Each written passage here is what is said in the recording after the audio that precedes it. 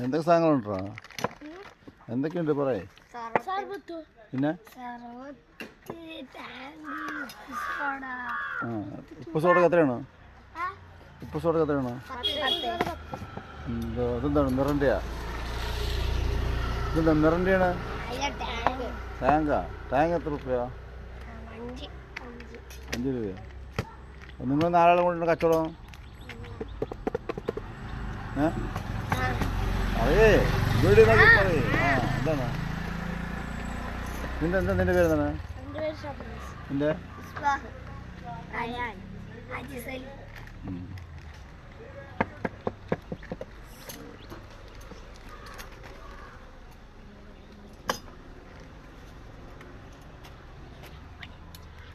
നിരത്തി വയ്ക്കുക.